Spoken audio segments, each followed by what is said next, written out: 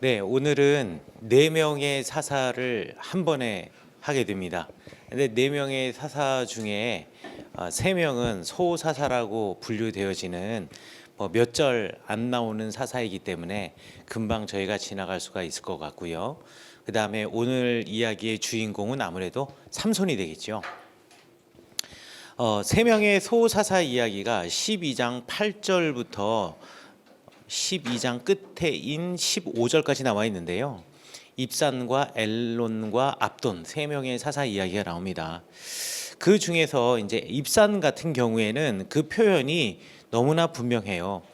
그가 아들 30명과 딸 30명을 두었는데 그가 딸들을 밖으로 시집을 보냈고 또 며느리를 받아들일 때에는 밖에서 그 30명을 받아들였다라고 성경에 나와 있습니다. 이 이야기는 뭐냐면 개인의 정치력으로 민족을 이끌려 했던 사람이 바로 입산이었다라는 거지요. 사사라는 사람들은 하나님의 영을 받아서 하나님이 가르치시는 그 가르치심에 의존해서 하나님을 왕으로 삼고, 대부분의 사사들은 재판관이나 군사의 지도자의 역할을 했습니다. 그런데 이제는 하나님께서 역사를 이끌어 나가거나 하나님께서 민족의 운명을 이끌어 나가기보다는 정치력으로 무언가를 하고 싶었던 거예요. 보통 국제 관계에 있어서 결혼이 서로 간의 정치력을 공고히 하는데 중요한 매개체가 되는데, 그 정치를 갖다가 국제 정치 사회에서 나라와 나라를 서로 연결시켜주는 가장 좋은 방법이 결혼 동맹이었거든요. 그래서 지금 이 입사는 마치 고대 왕국의 왕들이 결혼 동맹을 통해서 그 왕국의 국제적인 위상을 높이거나 아니면 힘을 길러 나가는 것처럼 자기도 왕과 같이 되고 싶었던 인물이었다라고도 우리가 평가할 수 있다라고 생각하시면 되겠습니다.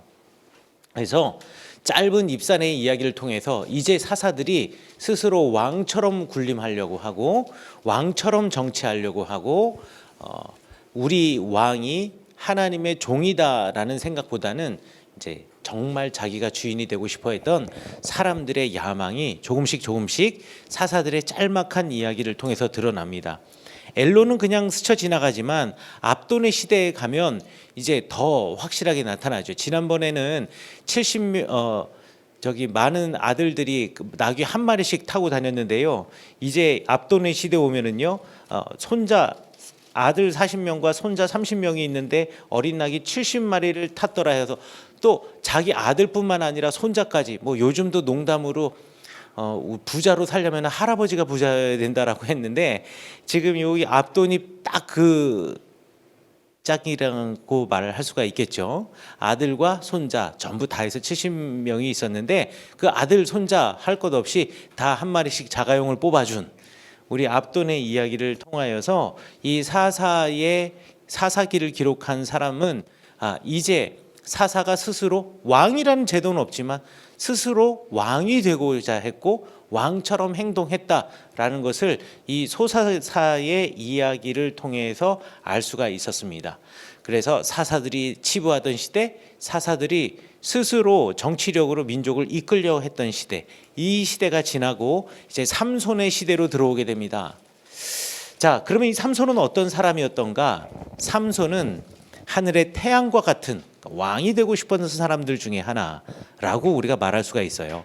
삼손이라는 말의 어근이 쉐메시라는 말인데요. 쉐메시라는 말이 태양이라는 뜻입니다. 태양이라는 뜻이 되겠고요.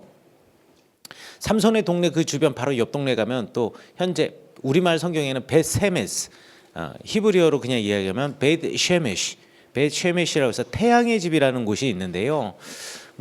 태양신을 섬겼던 사람들이 살았던 곳이라고 우리가 흔히들 설명합니다. 자, 그런데 삼손의 이름, 삼손은 이스라엘 사람이고 이스라엘 민족에 속해 있는 사람인데도 불구하고 왜 태양신을 섬긴다라는 의미의 태양이라는 말을 이 이름에 넣었겠어요? 아마 그것은 태양신을 섬겼다라기보다는 그 태양이라는 이미지, 그 고대 사회에서 태양이라는 이미지가 가지고 있는 권력, 힘, 그거를 아마 추구했던 것이 아니었던가라는 생각을 우리가 할 수가 있겠죠. 자, 이제 본격적으로 우리 삼손에 대해서 이야기해 보도록 하겠습니다. 13장부터 시작이 되는 13장 2절에 보면 소라 땅 단지파의 가족 중에 마노아라 이름하는 사람이 있었다라고 이야기하는데, 대부분 사사를 설명할 때는요, 누구 지파의 누구라는 표현을 씁니다. 자, 누구 지파라고 하면은요, 히브리어로 쉐베트라고 합니다. 아니면 마테라고 하는데요. 마테나 쉐베트라고 써가지고 뭐 마테하 베냐민, 뭐 쉐베트하 베냐민, 뭐 이런 식으로 얘기하거나, 단이면은 뭐 쉐베트 하 다니, 뭐 내지는 마테이 다니, 뭐 이렇게 마테이 하단 이렇게 얘기할 텐데, 여기 보면은 히브리어로 뭐라고 써냐면 미슈파하타 다니에서 단 사람 가족, 그러니까 단 가족이라는 표현을 사용하고 있어요. 그러니까 쉐베트라는 지파라는 표현보다 우리말에는 그냥 지파라고 번역을 해놨지만은, 사실 지파라고 번역을 하는 지파라는 단어가 이 안에 들어 있지 않고 여기는 가족이라는 단어가 숨어 있습니다. 그만큼 단 지파가 강력한 지파의 역할을 하지 못했다라는 뜻이 되겠는데요. 자, 단지파의 땅이 굳이 따지면은 요 모양으로 되어 있다라고 생각하시면 되겠습니다. 요 모양으로 되어 있는데, 이렇게 되어 있는 곳 중에서 이쪽이 전부 다 블레셋 땅입니다. 이거 다 블레셋 땅이니까 단지파는 이렇게 땅을 분배받았어도요, 실제로 이 땅에서 살지 못했어요. 여기 보면 게셀이라고 하는 곳이 있는데, 게셀이라고 하는 것도요, 적어도 10세기부터는 사람들, 그러니까 이스라엘 사람들이 거주했던 게 분명해요. 왜냐하면 이 게셀이라고 하는 곳에 이스라엘 사람이 기록한 게셀 달력이라고 하는 그 달력이 발견되면서 10세기 때에는 여기 가나안 사람이 아니라 이스라엘 사람들이 살고 있었구나라는 것을 알 수가 있습니다. 그런데 그 게셀 캘린더가 발견된 바로 전 지층, 한 세기 이전의 지층, 기원전 11세기, 기원전 11세기라고 하면 이제 다윗 시대의 초반이라고 생각하시면 되겠는데요. 다윗 시대, 그렇죠. 다윗 시대의 초반이라고 생각하시면 되겠습니다. 이 11세기에 가면은 다윗 사울 시대 때에는요, 아직까지 여기 가나안 사람들, 블레셋 사람들이 살고 있었어요. 그러니까 지금 우리 사사의 시대 때에는 여기 이 게셀도 블레셋 사람 내지는 가나안 사람들이 살고 있었다라고 우리가 말할 수가 있죠. 그러면 적어도 여기 이만큼은 다 단지파가 살지 않았던 지역이에요. 그러면 단지파는 어디 살았냐? 요 지역을 살았다라고 말할 수가 있죠. 아주 적은 지역을 살았습니다. 힘이 약했던 거죠. 힘이 약했고요. 아마 그 수도 대단하지는 않았던 것 같습니다. 이 단지파가 살았던 지역을 우리가 흔히들 쉐펠라 지역의 일부라고 이야기를 합니다. 지금 제가 벳쉐메시라고 하는 지역, 벳세메스, 우리말 성경에는 벳세메스라고 하는 지역에서 지금 사진을 찍은 거예요. 자, 사진에서 이쪽이 이제 서쪽이 되겠고요. 이 골짜기를 따라서 이쪽으로 올라가면 여기가 동쪽이 되겠습니다. 동쪽이 되겠고요. 지금은 이제 막 꽃들도 막 피어 있고 하는데 우기의 사진을 찍어서 그렇습니다. 그리고 여기 앞에가 이제 전부 다 밀밭이에요. 요 벳세메스에서 요 앞에 이제 밀밭을 따라서 골짜기가 올라가는 골짜기를 우리가 소라 골짜기라고 이야기합니다. 그래서 우리가 소라 골짜기를 보면서 사진을 찍었는데, 여기 앞에 보이는 언덕이 삼손의 집이 있던 곳이에요. 특별히 요 언덕에서 여기 보면 나무가 깎여 있고 한 그루만 볼록 튀어나와 있는데, 여기가 마노아와 삼손의 묘가 있는 곳입니다. 그렇다고 해서 실제 묘는 아니고요. 삼손의 묘를 기념하는 묘가, 왜냐하면 거기가 삼손의 집이 있었던 그 동네이기 때문에 요 지역에 지금 기념을 해가지고 요 아래쪽에는 회당도 있고요. 여기에다가는 이제 가묘죠. 가짜 묘를 만들어 놓은 장소가 바로 이곳입니다. 그래서 이곳이 바로 삼손이 살던 지역이고, 그리고 삼손이 아마 이 동네를 뛰어다녔을 거예요. 그리고 삼손 뭐 바로 옆에 또 벳쉐메시라고 하는 도시가 있기 때문에 이 도시에 이 마을로 왔다 갔다 하면서 아마 이 골짜기 어딘가를 뛰놀고 있지 않았을까라고 우리 생각하시면 되겠고요. 그 다음에 요 골짜기 딱 내려가면 요 코너를 살짝 돌자마자, 지금 여기 사진은 뭐 잘 안 나오지만 이 주변에 이렇게 푸른색이 이렇게 한 줄로 가 있는데, 여기가 지중해 바다거든요. 이제 지중해 바다로 내려가며 본격적인 블레셋 평야가 시작이 됩니다. 이 쉐펠라 지역이라고 하는 지역을 갖다가 낮은 구릉 지역이라고 이야기를 해요. 저쪽 서쪽을 가면은 완전히 평평한 평야 지역이고요. 그 다음에 이쪽 동쪽으로 올라가면 이제부터 높은 산지가 시작이 됩니다. 저 높은 산지와 낮은 평야 사이에 있는 낮은 구릉지대를 갖다가 우리가 쉐펠라 지역이다라고 부르고요.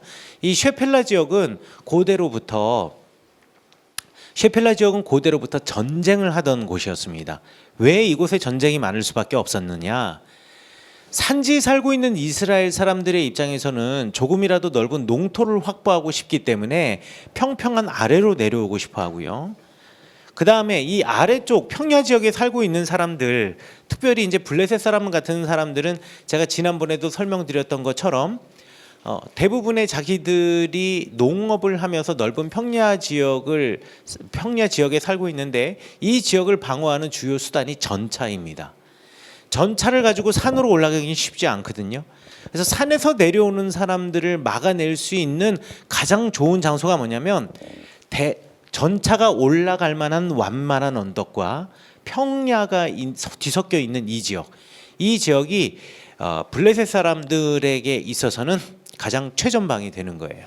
그리고 이스라엘 사람들에게 있어서도 산에서 내려올 때 여기가 최전방이 되는 거죠. 그래서 이 쉐펠라 지역을 따라서 고대에 이렇게 전쟁이 많이 벌어졌습니다.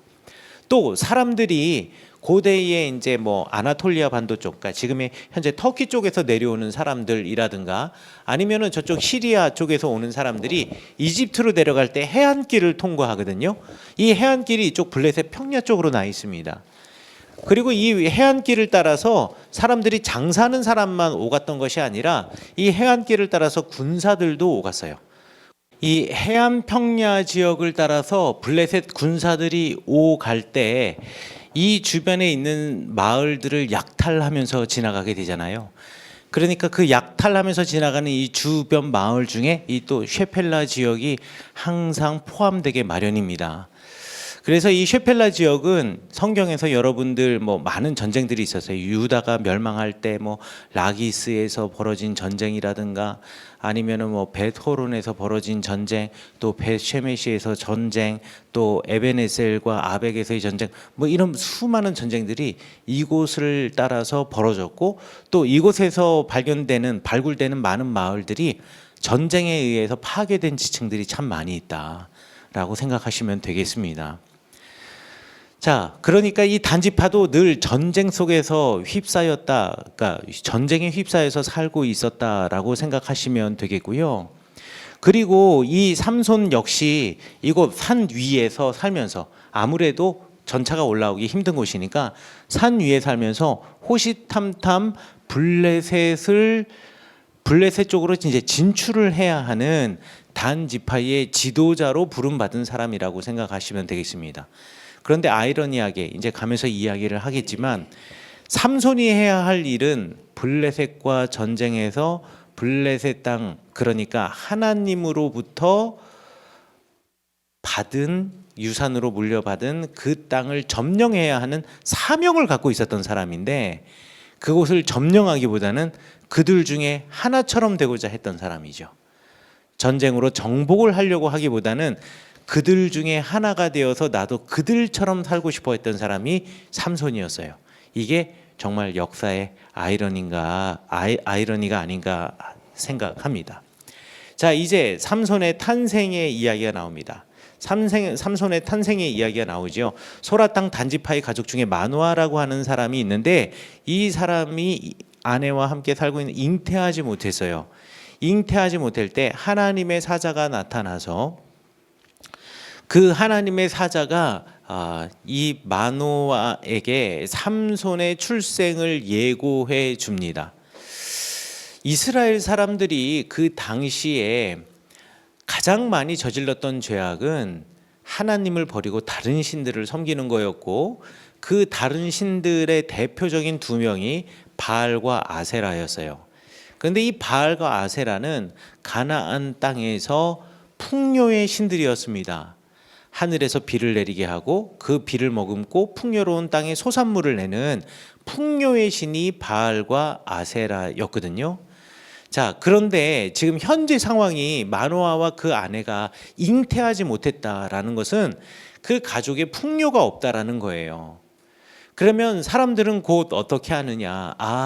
출산을 하기 위해서는 풍요의 신을 따라야겠다라고 생각하는 게 일반적인 생각입니다. 또 많은 사람들이 그렇게 해서 아마 바알과 아세라의 산당을 찾아가서 임신하게 해달라고 아마 기도했을지도 몰라요. 그러나 그리고 마노아와 그 가족은 좀 달랐던 것 같아요. 하나님의 사자가 그 가족을 찾아왔습니다. 그리고서는 비록 사람들은 그 여인의 태가 다쳤다라고 생각했을지 몰라도 하나님께서는 그것을 열어주시는 분, 그리고 자녀를 주시는 분이라는 것을 지금 하나님의 사자가 이야기하고 있는 겁니다. 이야기는 뭐냐면 사람들이 바알과 아세라, 그들을 풍요의 신들이라고 따르지만 사실 하나님이 그런 분이시다라는 것을 하나님의 사자가 말하고 싶어 했던 거예요. 그런데 이 사사 시대 때에, 적어도 마노아의 시대 때 사람들은 그러지 못했다라는 것을 우회적으로 이야기하면서 동시에 하나님, 정말 너희들이 풍요로워지고 싶으냐? 너희들이 정말 자녀를 얻기 원하느냐? 그러면 그것이 그 신들이 아니라, 그것들이 아니라 나 여호와 하나님을 찾아야 한다라는 것을 보여주는 사건이 바로 이 삼손의 조금은 특별한 탄생, 그 특별한 탄생의 이야기다라고 생각하시면 되겠습니다. 그렇게 해가지고 임신하여서 아들을 낳을 것이다 라고 이야기를 하는데, 그 태어날 아들이 지켜야 할 몇 가지 규례를 4절부터 5절까지 이야기를 해줍니다. 자, 그러므로 너는 삼가 포도주와 독주를 마시지 말며 어떠한 부정한 것도 먹지 말라. 보라, 내가 임신하여 아들을 낳으리니 그의 머리 위에 삭도를 대지 말라. 이 아이는 태어나서 나옴으로부터 하나님께 바쳐진 나실인이 됨이라. 그가 블레셋 사람의 손에서 이스라엘을 구원하기 시작하리라 했다라고 말하고 있습니다. 자, 여기서 나실인이라는 말이 나오는데요. 나질이라고 하는 말은 따로 떼어서 구별해 놓다라는 의미를 가지고 있습니다. 그러니까 이 나실리는 구별된 자라는 뜻이에요. 특별히 하나님께 구별된 자가 나실인이다라는 겁니다. 하나님께 구별됐다라는 것은 하나님께 속했다라는 뜻이 되겠고요. 마치 우리 지난 시간에 입다의 딸이 하나님에 속한 여인이 되어서 평생 성막에서 수종드는 여자와 같이 일을 하게 된 것처럼, 이 삼손도 하나님께 속한 사람이 되어서, 이때 당시 지금 성막 이야기는 나오고 있지 않지만 하나님의 일을 해야 되는 사람이 바로 이 삼손이다라고 생각하시면 되겠습니다. 이 나실린의 규례는 민수기 6장에 나와 있죠. 포도주와 독주를 먹지 말고, 부정한 것을 먹지 말고, 머리에 삭도를 대지 말고, 시체를 가까이 하지 말아라. 이게 민수기 6장에 나와 있는 나실인의 규례가 되겠습니다. 아마 그때 당시 이제 사람들이 일반적으로 포도주 같은 것은 많이 먹었고, 또 축제 때 포도주가 빠지면 축제가 아니기 때문에, 그런데 그러한 즐거움으로부터 자기를 지켜내고, 그러니까 금욕적인 생활이라고 말할 수 있겠죠. 부정한 것, 그러니까 율법에서 금한 것은 먹지 말고, 그다음 머리에 삭도를 대지 말라. 이제 뭔가 머리카락을 깎지 말라, 이런 의미가 들 수 있겠는데요. 네 번째, 시체를 가까이 하지 말라. 이것 역시 이제 부정함에 관한 법률이 되겠습니다. 머리를 깎지 말라라고 했는데, 여러분 여기서 이제 중요한 게 하나 있습니다.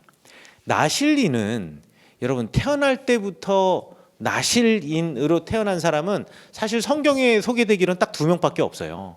사무엘하고 여기 삼손이요. 그 외에는 나실인이 태어날 때부터 나실인은 없습니다. 태어날 때부터 나실인은 없고요. 그 다음에 태어나가지고 나실인 그 2명 중에 죽는 날까지 머리 안 깎았다라고 하는 사람은 여기 삼손밖에 없어요. 사무엘 머리 안 깎았다라는 얘기 없잖아요.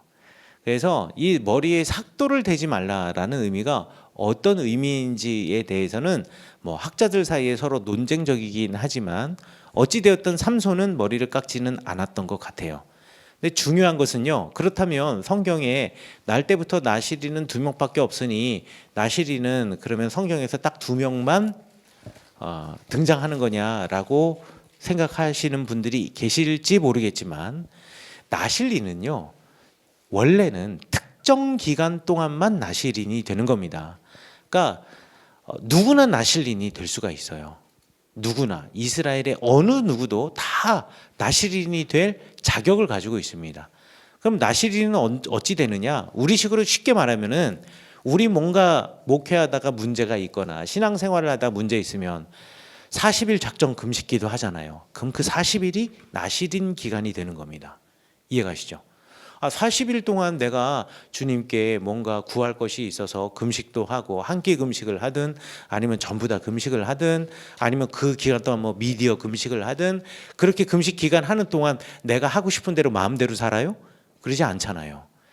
그 내가 어떤 특정한 기간을 정해놓고 하나님 내가 이 기간 동안 이렇게 정결하게 살아가면서 하나님께 정말 구할 것이 있습니다. 내지는 하나님과 진지하게 제가 만나야 할 이유가 있습니다. 라고 하면서 정해놓은 그 기간 동안이 나실인이 되는 겁니다.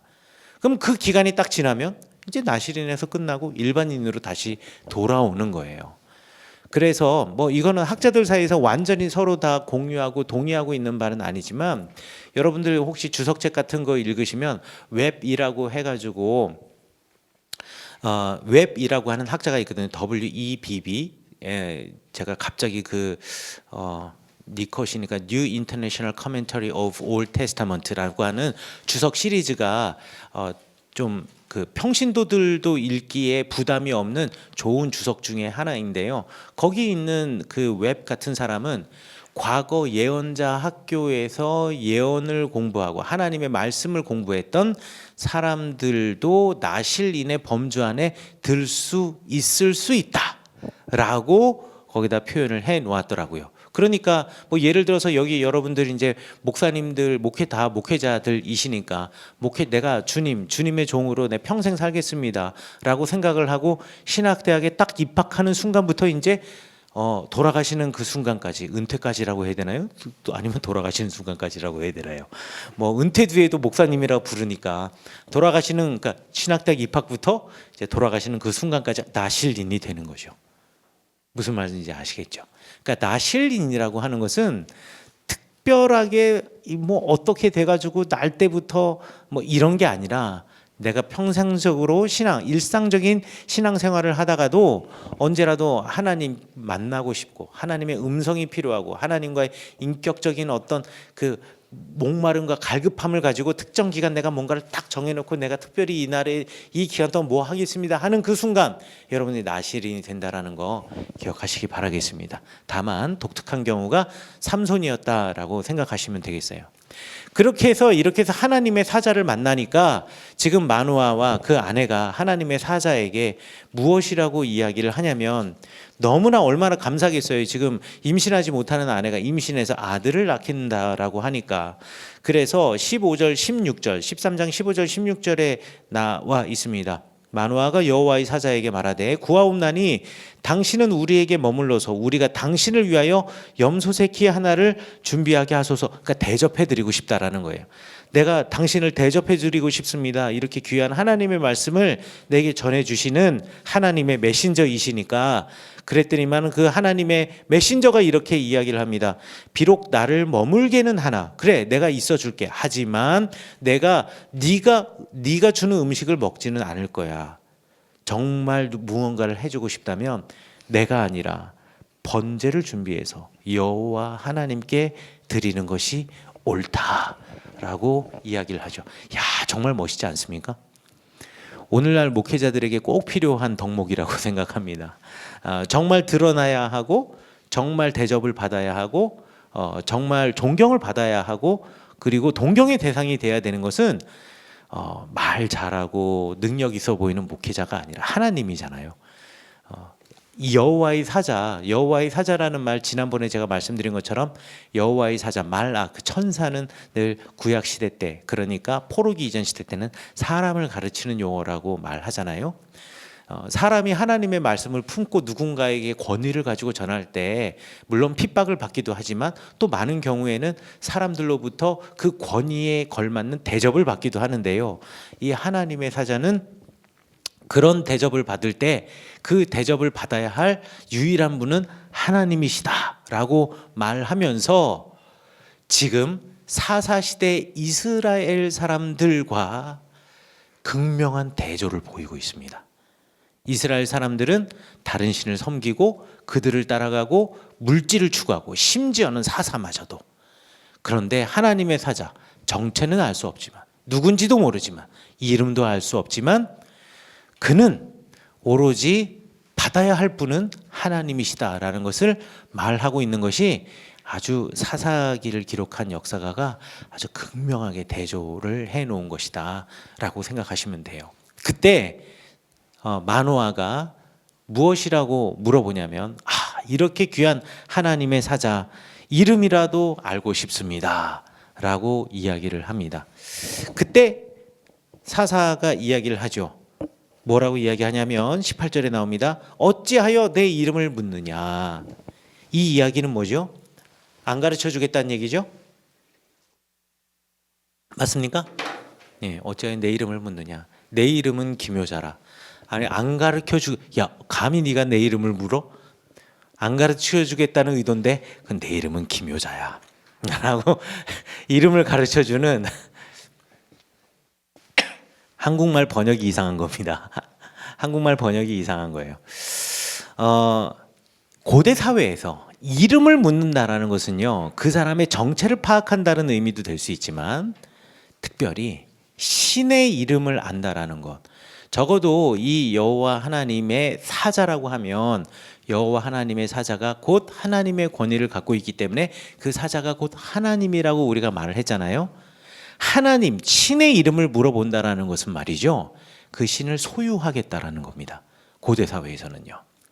고대 사회에서 인간의 욕망을 드러내는 몇 가지 방법이 있었어요. 신을 컨트롤하고 싶은, 그 신을 내 개인 소유로 삼고 싶은 그 자기의 욕망을 표현하는 대표적인 두 가지 방법이 있었습니다. 하나는 그 신의 형상을 만드는 겁니다. 예를 들어서 저한테 자동차 열쇠가 있는데 이게 저한테는 제가 섬기는 신상의 모양 중에 하나예요.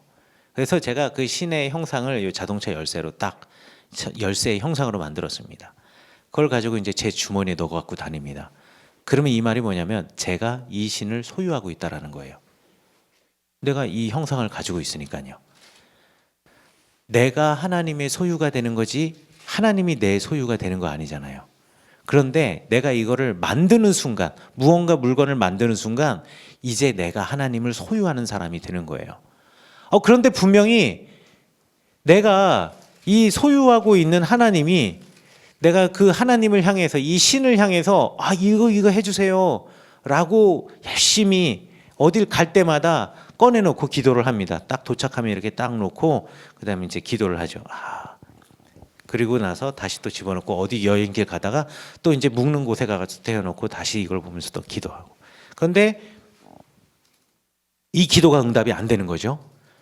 그래가지고 제가 너무 화가 난 나머지 이 신상한테 에이 뭐 이래 하면서 휙 던지면 신을 던져버리는 셈이 되는 거죠. 고대 사회에서는 실제로 그랬어요. 그리고 이걸 갖다가 이거 아닌가 보다 하고서는 저기에서 나보다 더 괜찮은 사람이 야 나는 이 신을 섬기는데 괜찮아. 그럼 어떻게 해요? 바꾸는 거죠. 그러니까 신의 형상을 만든다라는 것을 우리 십계명에서 금지하고 있지 않습니까? 이게 바로 그런 뜻이에요. 하나님이 어떤 이미지나 어떤 그림이나 이런 거 표현하지 말라고 이야기했거든요.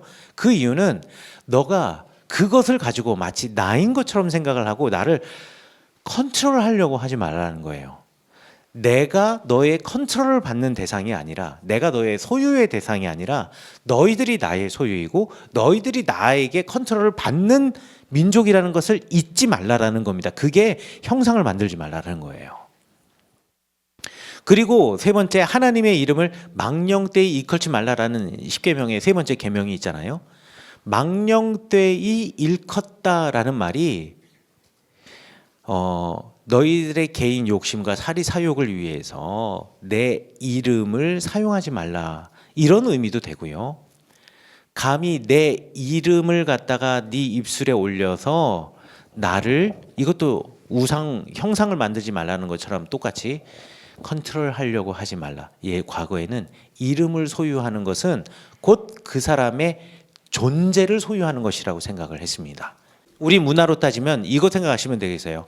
뭐 지금은 조금 문화가 다르는지 모르겠지만 여러분들 어른들 만나면 너 이름이 뭐니 이렇게 물어보잖아요. 그렇죠? 여러분들 학교 가시면은 교복 입으면 교복에 다 명찰 붙여놓죠.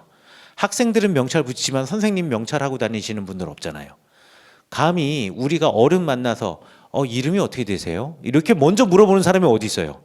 혹시 물어보더라도 어른이 뭐 물어보거나 아니면 우리가 먼저 그분에게 뭐 인사를 하면서 안녕하세요, 저는 이익상입니다 라고 하면은 그 뭐 먼저 나를 밝히는 거잖아요.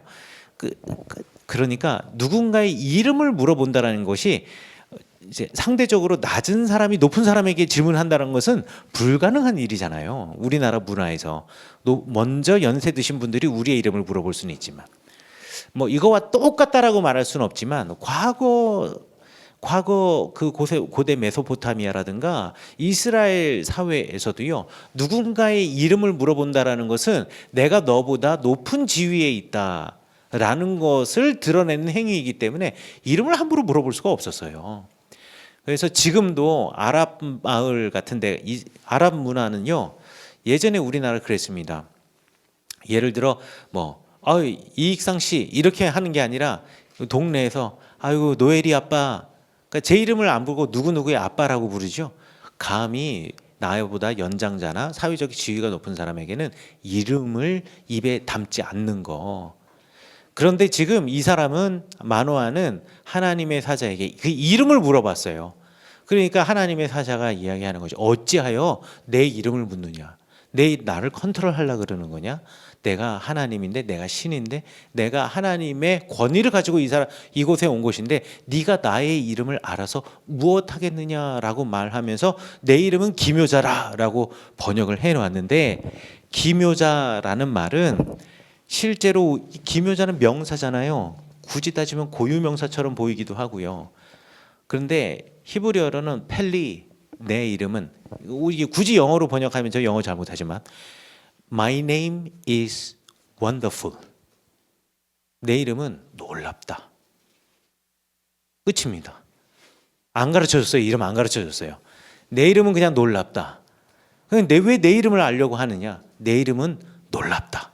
이걸로 끝났는데 우리말 성경에서는 그냥 내 이름은 기묘자라라고 했으니까 우리 찬양 중에 제가 그 찬양의 그 멜로디는 잘 모르지만 그 이름은 기묘자, 뭐 모사 뭐 이렇게 얘기하잖아요. 한국말 자체가 너무 어려워요. 기묘자는 하나님의 이름이 아닙니다. 이 표현은요, 내 이름은 놀랍다. 그냥 그거예요.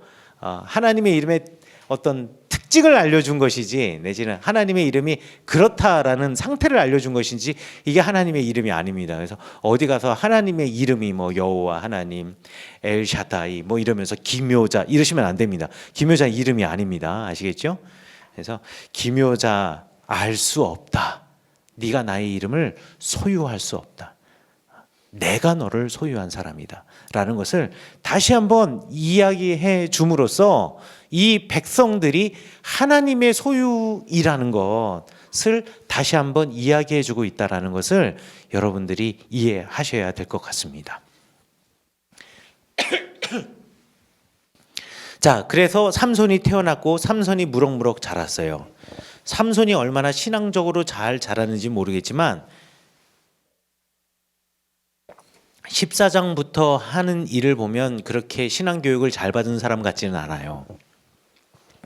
14장부터 삼손과 딥나의 여자 이야기가 나옵니다. 또 성경책을 완전히 속독으로 읽으시는 분들 하면은 이제 삼손 하면은 떠오르는 여자가 들릴라밖에 없습니다.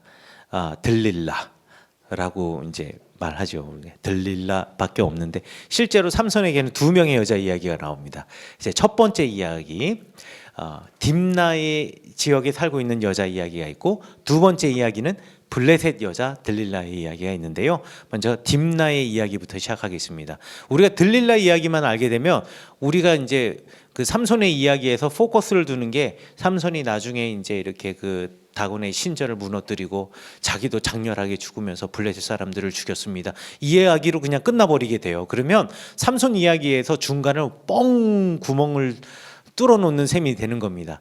이제부터 14장부터 이 삼손이 얼마나 사사답지 않은가를 사사기를 기록한 역사가가 이야기를 해주는데요. 자, 이제 한번 보겠습니다.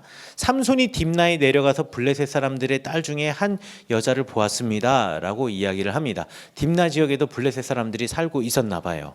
자, 그런데 성경에서 내려가다라는 표현이 나오는데 이거는 뭐 늘 그런 것은 아닙니다. 근데 트렌드가 그래요. 성경에서요, 내려가다라는 표현이 나오면 곧 안 좋은 일이 벌어질 징조입니다. 그리고 성경에서 올라가다라는 표현을 쓰면은요, 곧 좋은 일이 벌어질 것이다, 내지는 뭔가 회복될 것이다라는 징조를 보여줘요. 그래서 목사님들께서도 성경을 읽으시다가 뭐 내려가다라는 표현이 나오면은 이게 뭔가 항상 그런 것은 아니지만 뭔가 안 좋은 일이 있을라나, 내지는 표현상으로는 안 좋은 일은 없어 보이지만 이 표현 속에 뭔가 숨어 있는 건 없을까? 요러고 한번 생각해 보시면 재밌게 또 성경을 읽을 수가 있습니다. 그곳에서 한 블레셋 딸 중에 한 사람을 보았고요. 그리고 그 여자를 맞이하여서 아내로 삼고 싶어 했습니다. 그래가지고 14장 2절에 보면은 부모님께 가서 나 그 여자랑 결혼할래요 라고 이야기를 해요. 그때 14장 3절에서 부모님이 이야기하죠. 너 할례 받지 아니한 백성 중에 여자를 골라서 결혼하겠느냐라고 반문하는데요. 여기서 할례를 받지 않는 백성, 할례를 받지 않은 백성이라는 말이 중요한 뜻입니다. 우리 창세기에도 나와 있지만 지난번에도 설명드렸는지 정확히 기억이 안 나는데 아마 드렸을 거라고 생각해요. 할례라는 말이 뭐냐면 히브리어로 브리트 밀라입니다. 브리트라는 말이 언약이고요. 밀라가 할례라는 뜻이거든요. 할례 언약이에요. 할례 자체가 언약입니다. 할례가 언약의 상징이 아니에요. 예를 들어서 할례가 A라는 것의 상징이라고 한다면 이 A라는 것이 상징으로서 할례가 아니라 다른 것도 될 수가 있잖아요. 상징은 늘 비유하는 거니까.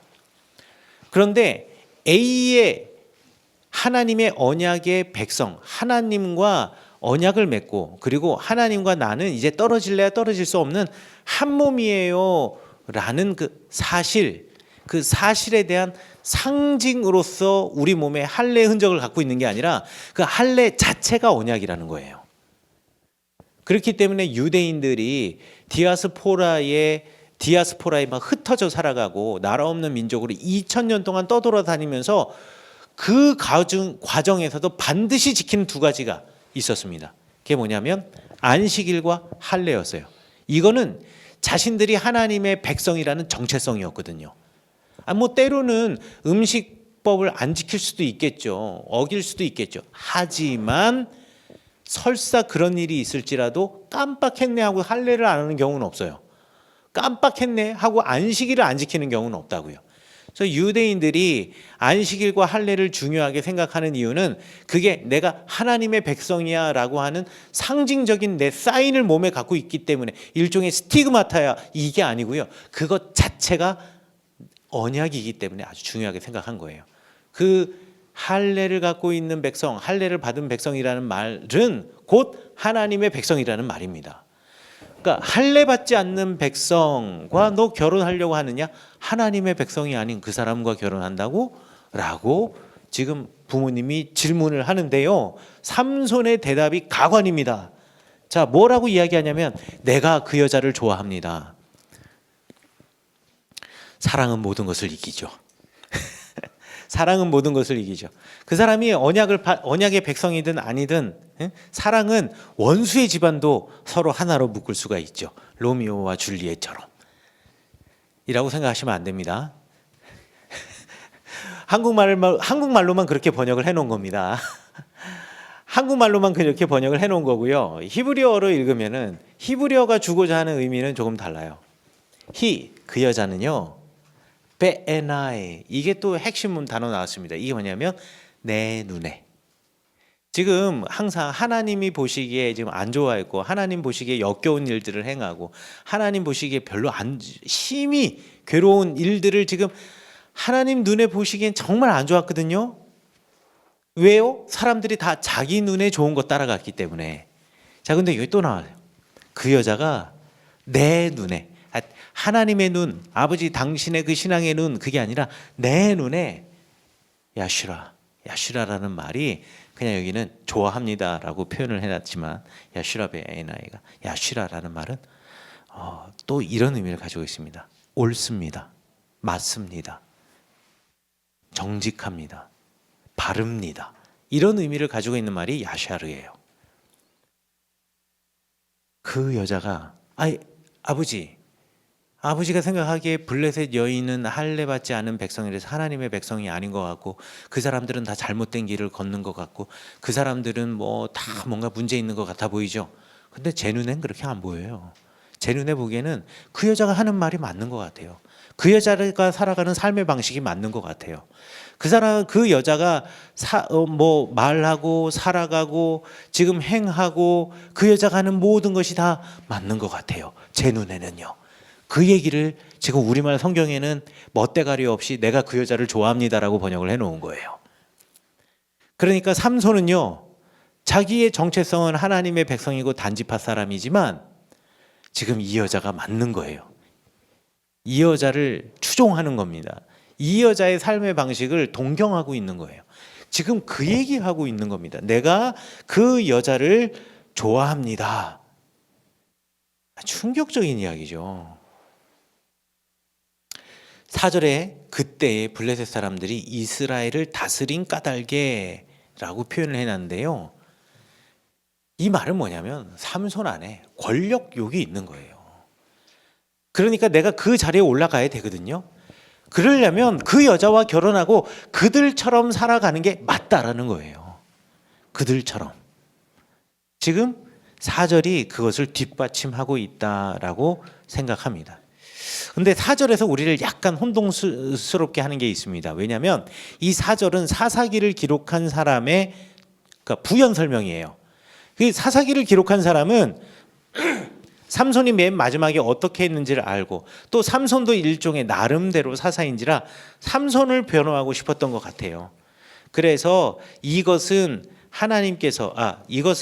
삼손이 틈을 타서 블레셋 사람을 치려 함이었으나 그의 부모는 이것이 여호와께로부터 난 줄 알지 못함이더라라고 이야기하는데, 이거는 일종의 왜 연극이나 이런 대사에 보면 가로치고 지문입니다.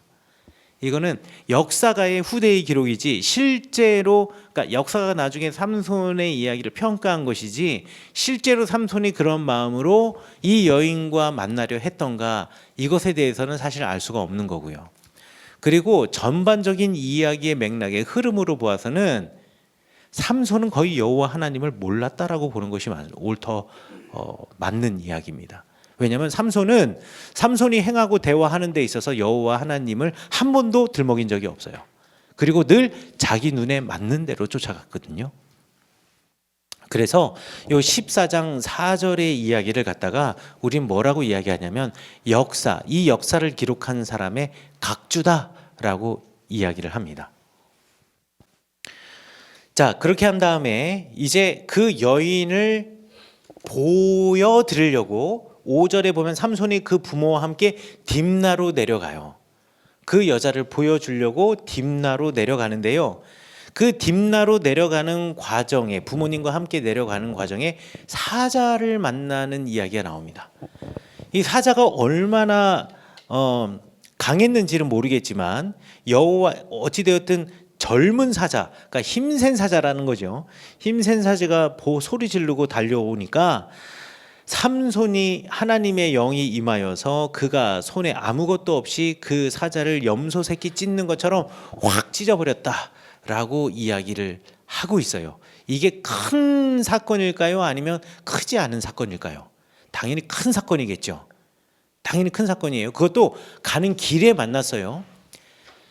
그런데 지금 아버지와 부모님 모시고 딥나로 내려가면서 그 여자 지금 소개해 주려고 부모님을 데려가고 있는 중이거든요.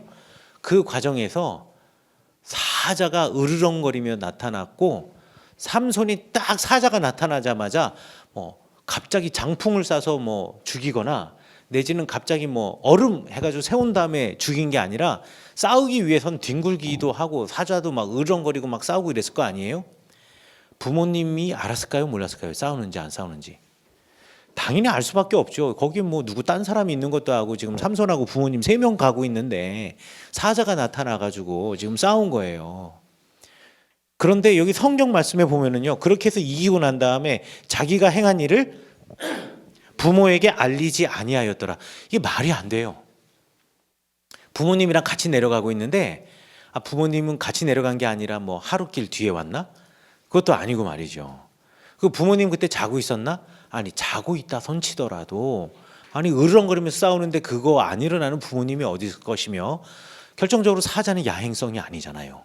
사자도 밤에는 자야 되잖아요. 그래서 랍비들은 뭐라고 이야기하냐면 부모가 빠진 결혼 과정이다. 그러니까 부모님이 삼손과 함께 내려가다가 화가 난 거죠. 이건 랍비들의 해석입니다.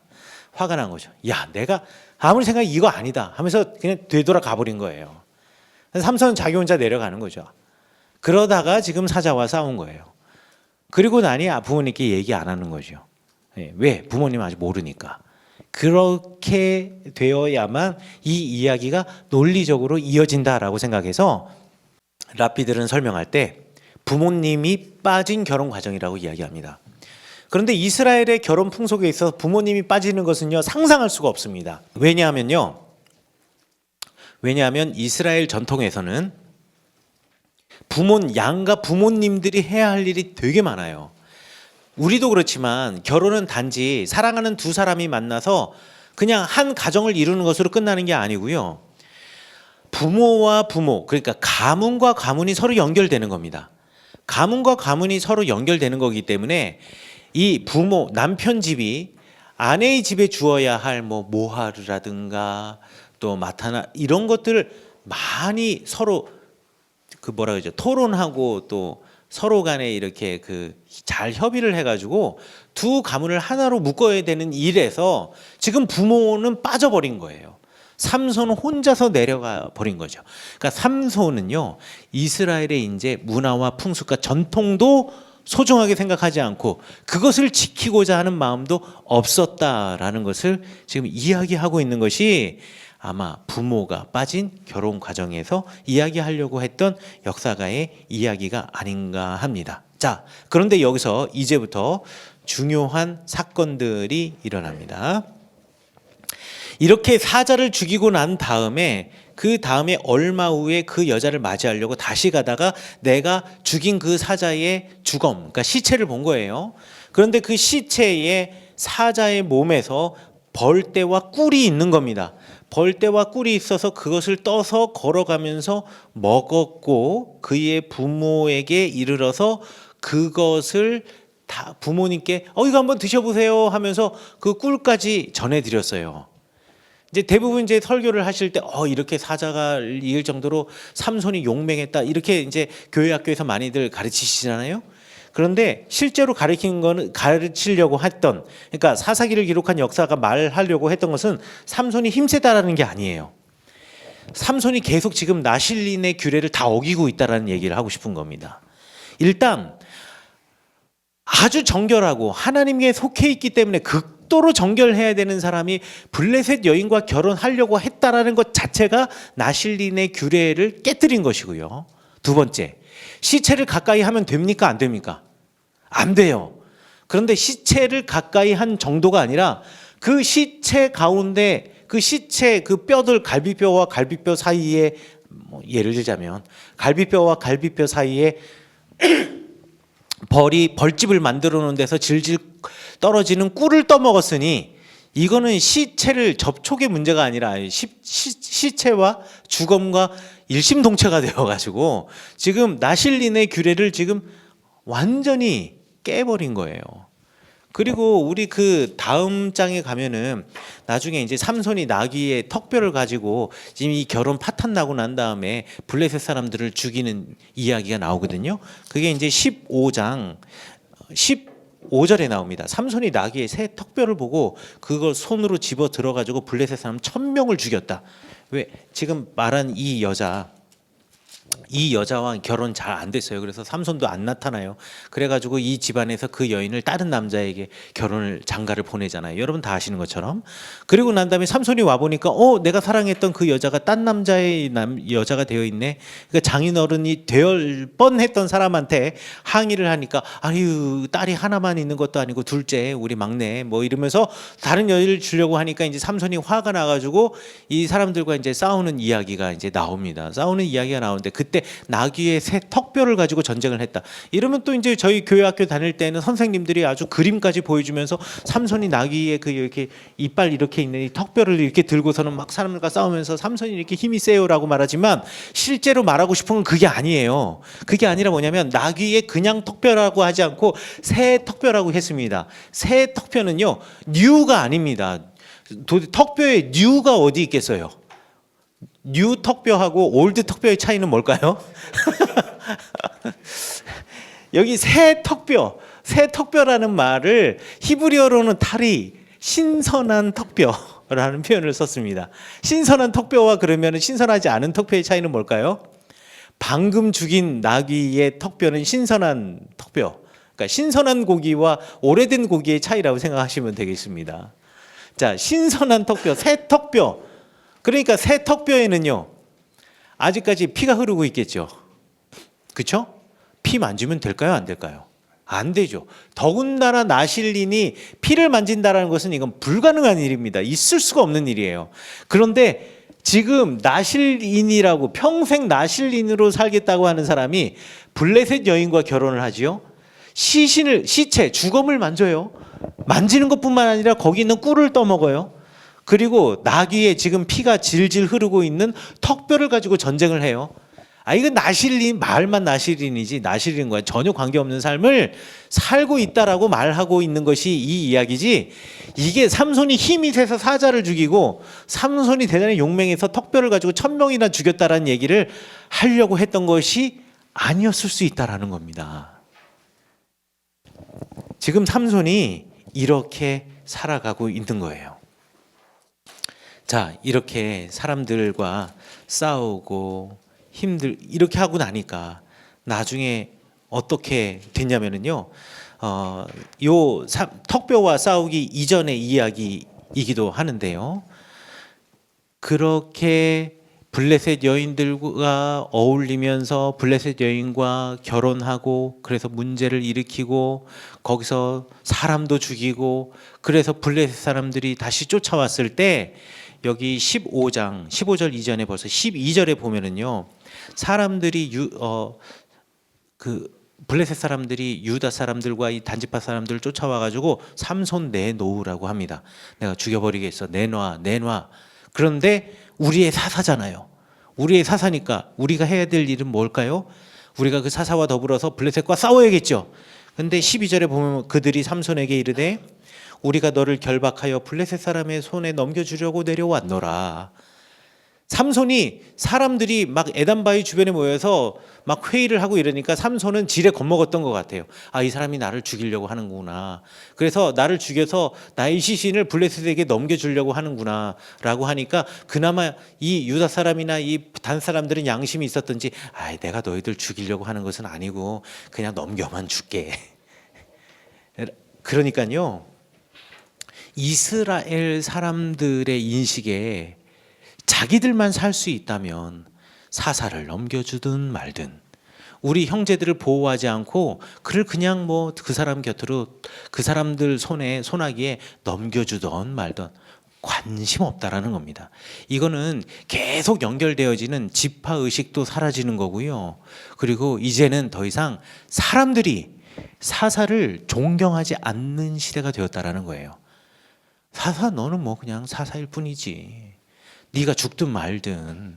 이제는 사사를 존경하지 않고 사사의 권위도 인정하지 않고 또 한편으로는 사사도 그처럼 살지 않고. 그러니까 지금 이 이야기 속에는요. 이러한 그 당시에 세태를 고발하고 있는 겁니다. 이건 누구 하나의 문제가 아니에요. 사사의 문제이기도 하고 사사와 함께 더불어 살고 있는 이스라엘 공동체 전체의 문제가 지금 부각이 되고 있는 겁니다. 어찌되었든 삼손은 부정해지든 말든 어찌되었던 나귀의 새 턱뼈를 가지고 그 1,000명을 죽이는 놀라운 사건이 있었죠. 자, 그런데 이 정도 되면 삼손도 좀 정신을 차려야 돼요. 내가 이거 잘못 살았던 거 아닌가, 헛살았던 거 아닌가. 이렇게 어려움이 있을 때 우리 민족들이 나와 한편이 돼줄 줄 알았는데 나를 버리거든요. 아, 내가 헛살았구나. 내가 지금 블레셋의 그 여인과 지금 그 사랑에 빠지는 바람에 지금 이때까지 문제가 왔잖아요. 이렇다면 스스로 생각해야 됩니다. 아, 이건 내가 아니었구나. 이거 잘못된 길로 내가 걸어갔구나. 라고 스스로 생각을 했어야 하는데 삼손은 그러지 못했어요. 그래서 16장에 보면 삼손이 또 가자 지역에 가가지고, 가사라고 되어 있는 게 요즘 그 맨날 뉴스에 나오는 가자 지역입니다. 이 가자 지역은요, 지금 그때 당시는 최고로 큰 도시였어요. 블레셋의 도시들 중에 가장 번성했던 도시였습니다. 가자에는 인류 역사상 가장 오래된 것으로 추정할 수 있는 항구가 그 자리에 있어요. 그리고 로마 시대 때도요, 사해 남단에 있는 소금산에서 소금 광산에서 소금을 캐고 나면 그 소금을 가자 항구로 가져가서 가자 항구에서 로마로 수출을 했습니다. 그래서 이스라엘 지역에 있는, 그러니까 지중해 동편의 이스라엘 땅에 있는 곳에 아주 대표적인 항구가 3개가 있습니다. 하나가 가자 항구, 그리고 두 번째는 요빠 항구, 그리고 세 번째는 악고라고 하는데 항구가 있어요. 이 3개가 자연적으로 만들어진 아주 천혜의 항구이거든요. 그 중에서 요 가자는 블레셋 사람의 땅이었어요. 그래서 이 블레셋에 있는 도시 중에서 가장 큰 도시가 아마 가자이지 않았을까라고 학자들이 추정하는데 알 수가 없습니다. 왜냐하면 가자 지역에는 고고학자가 들어가가지고 뭔가 팔 수가 없어요. 팔레스타인 자치지역인데다가 그냥 자치지역이 아니라 거기는 하마스라고 하는 무장 정파가 지금 잡고 있는 곳이라서 맨날 로켓가 날아다니고 비행기 폭격하고 탱크 쏘고 뭐 박격포 쏘고 막 스나이퍼들 사방에 있고 막 이런 곳이기 때문에 불가능합니다. 그런데 제가 이제 기록들을 보면 가자에 이미 아주 오래된 커다란 막 수도원도 있었고, 기독교인들이 거기 가서 정주해서 살면서 수도원도 있고 그런 터도 발견됐고 했다는데, 한번 그게 보고 싶은 게 제 꿈입니다. 저는 가자 지역에 딱 한 번 들어가 봤어요. 그 MBC 방송 기자들 통역하느라고 한 번 들어가 봤는데 가보면은요 정말 무섭습니다. 지금 현재는 너무 사람들이 힘들게 살고요, 분위기 자체가 너무 무서워가지고 저도 거의 열흘 동안 거기 있으면서 빨리 나가고 싶은 마음만 있었던 것 같아요. 그런데 이 가자 지역에 이제 내려갔어요. 가장 이제 큰 번화한 지역에 내려가가지고요, 한 기생을 보고 그에게 들어갔다라고 이야기를 합니다. 자, 14장에 보면은요, 블레셋 사람 딥나에 가서 블레셋 사람들의 딸 중에 그냥 하나라고 했어요. 그런데 16장에 오니까 이제 대놓고 기생이라고 딱 못 박아 버립니다. 기생과 결혼한다라는 것은 지난번에 제가 입다이 이야기를 통해서도 말씀드렸던 것처럼 적법하지 않은 결혼을 했다라는 거예요. 그런데 14장에서 딥나에 가가지고 결혼한 그 여인과의 결혼도 적법하지 않았던 결혼이었어요. 나시린답지 않은 결혼이었고 이스라엘 백성답지 않은 결혼이었어요. 그런데 그것 때문에 생긴 문제를 자기가 경험하고 나서도 거의 뭐 중독인가 봐요. 다시 한번 또 블레셋에 내려가서 이번에는 가자 지역에서 기생을 만나게 됩니다. 이거는요, 스스로 사사임을 완전히 망각한 거예요. 이제는 삼손을 사사라고 부르기에도 민망할 정도가 되었습니다. 한번 사람이 살다 보면 한 번 잘못할 수는 있겠죠. 하지만 같은 잘못이 이렇게 반복이 된다거나, 이거는 그냥 잠시 잘못이 아니고요, 아주 치명적인 잘못. 이거 한 지파가 자기 땅을 잃어버리게 되는 결정적인 계기를 만들어주는 이 사건의 단초를 사사 스스로가 초래했다라고 생각하시면 되겠어요. 이래서 기생 들릴라를 보고서는 그 기생과 사랑에 빠지게 됩니다. 이제 기생 들릴라의 이야기는 여러분들이 너무나 잘 아시기 때문에 제가 뭐 얘기를 해드릴 필요도 없어요. 여러분들이 너무나 잘 알고 계십니다. 자, 그런데 이 기생 들릴라와 블레셋 사람들이 짜서 삼손을 죽이려고 하잖아요. 들릴라가 삼손을 죽이려고 할 때 이제 들릴라가 삼손에게 늘 물어본 게 뭡니까? 저거죠. 당신의 힘은 도대체 어디서 나옵니까? 라고 이야기합니다. 삼손의 힘은 어디서 나오죠? 여호와 하나님으로부터 나옵니다. 이게 중요한 거예요. 그런데요, 삼손은 말이죠, 잘못 알고 있었습니다. 뭐라고 잘못 알고 있었냐면 자기 힘은 머리카락에서 나왔다라고 삼손이 생각했어요. 그래서 17절, 16장 17절에 보면 삼손이 진심을 드러내어 그에게 이르되, 그냥 얘기한 게 아니에요. 뭐 예를 들어서, 야, 내가 사실 태어날 때부터 나실인이거든. 나실인이 지켜야 하는 규례들이 있는데 그 중에서 하나가 머리카락을 깎지 않는 거야. 보면 내 머리카락 무지하게 길잖아. 사실 여기서 나는 거야 라고 진심을 담아서 이야기를 했어요. 삼손은 이 나이가 되도록 착각하고 있었던 거죠. 정말 이 사람이 머리카락을 길렀던 이유는요, 자기가 나실인이었기 때문이 아니었어요. 자기 힘이 거기서 나오기 때문에 안 깎은 거예요. 자기가 정말 나실인이라는 정체성을 중요하게 생각해서 머리카락을 깎지 않았다면, 나실인이라는 정체성이 중요했다면 블레셋 여인과 결혼하지도 않았죠. 사자의 주검에서 나오는 꿀을 떠먹지도 않았죠. 나귀의 새 턱뼈를 들고 싸우지도 않았죠. 그냥 삼손은요, 자기의 힘, 이 엄청난 힘, 그리고 이 힘의 원천이라고 스스로 생각했던 머리카락, 이 머리카락이 중요했던 거예요. 그리고 진심을 담아서 이 여인에게 이야기했어요. 내 머리카락에서 나온 거야. 하나님이 보시기에 얼마나 우스웠겠어요. 그러니까 결국은 하나님께서 너 진짜 그렇게 생각했구나. 그래, 그러면 머리카락 잘렸니? 너 힘 이제 없게 해줄게 라고 해서 삼손이 머리카락이 잘리는 순간 삼손의 힘이 다 사라져 버렸잖아요. 모든 힘은 머리카락에서 나온 게 아니라 여호와 하나님께서부터 나오는데 삼손은 진심으로 그것을 믿었어요. 그래가지고 결국은 잡혀간 거죠. 잡혀갔을 때 이 블레셋 사람들이 삼손에게 주었던 벌, 이 벌이 대단히 상징적입니다. 16장 21절에 보면 블레셋 사람들이 그를 붙잡아 그의 눈을 빼었다라고 이야기를 하는데요. 눈을 빼다. 여태까지 사사들의 문제가 뭐지요? 자기 눈에, 자기 소견대로. 하나님 눈에는 보시기에 악했는데요, 사사들의 눈에 보기에는요, 그리고 이스라엘 사람들의 눈에 보기에는 그게 좋거든요.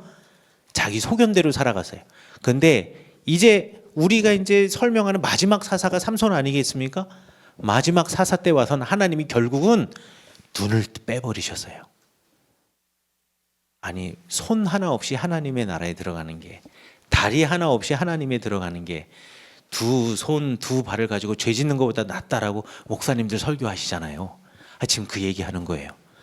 그 눈 가지고 지옥을 가느니, 그 눈 가지고 잘못된 길을 걸어가느니 하나님께서 아예 삼손의 눈을 빼버리신 거예요. 네 소견대로 살아가는 사람들에게 그 소견을 빼버리신, 소견을 없애버리고자 했던 하나님의 벌, 이것이 대단히 상징적이었다라고 말할 수가 있는 겁니다. 자, 그리고 난 다음에 여러분들 잘 아시다시피 삼손의 죽음에 관한 이야기. 삼손이 하나님께 간절히 기도하죠. 제발 나를 생각하옵소서, 나를 구하옵소서라고 이야기를 합니다.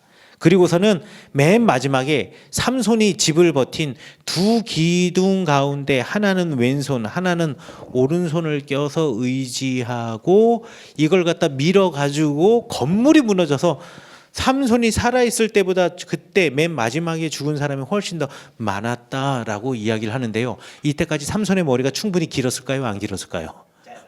아직까지 짧았겠죠. 그리고 여태까지 길어왔던 머리카락의 길이보다 지금 현재 이게 뭐 몇십 년 뒤에 벌어진 일도 아니고요. 짧았을 거 아니에요. 그런데도 삼손이 힘을 써서 기둥을 무너뜨리잖아요. 그러니까 삼손은 죽음 앞에 이르러서야 자기의 힘이 머리카락에서 나오지 않는다라는 것을 알게 된 거예요.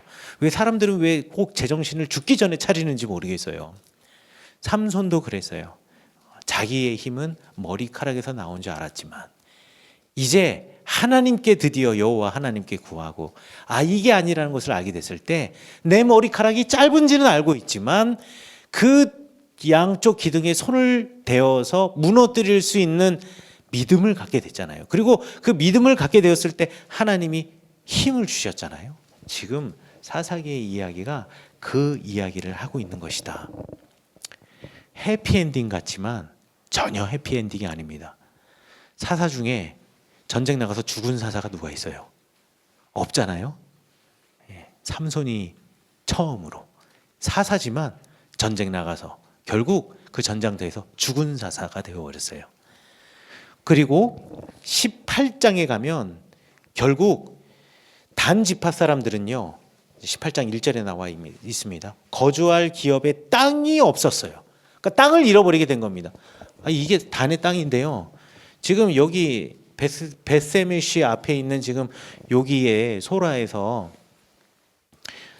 소래 골짜기에 있는 소라에서 지금 여기 살고 있다가 가자에 가서 지금 죽어버렸어요. 그러니까 블레셋 사람들이 여기서 엄청나게 죽었으니까 이 전반적으로 살고 있었던 블레셋 사람들이 단지파를 공격하겠죠. 요만큼 살고 있는 단지파. 결국 단지파가 여기서 살다가는 나의 생명을 보장받지 못하겠다고 생각을 해서요. 여기 18장에 보면 이사 가는 이야기 나옵니다. 어디로 이사 가냐면요. 블레셋과 멀리 여기로 이사 가요. 예. 멀리 도망가는 이야기. 땅을 찾아 하나님이 주신 땅은 이곳인데요. 하나님의 땅을 하나님께서 유업으로 주실 때 그 땅을 정복하라는 소명을 함께 주셨는데 그 소명을 잃어버리고 그들처럼 그들과 같이 그리고 왕이 되고자 했던 사사 삼손 그리고 그 단지파는요 그 소명을 잃어버리고 결국 그 유업마저도 잃어버리게 된 거예요.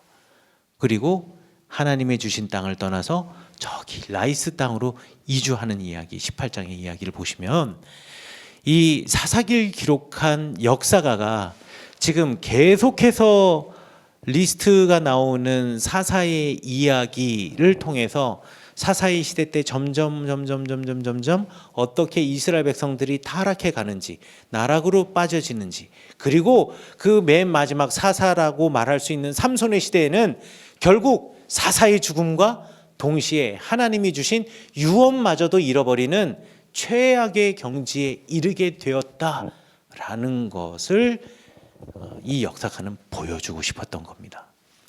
그리고 이제 17장에 가게 되면은요.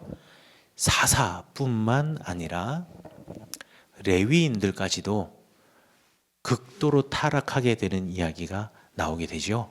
우리 이 시간은 그 이야기는 다음 시간에 하도록 하겠고요. 이 시간에는 삼손의 이야기 여기서 마치도록 하겠습니다. 감사합니다.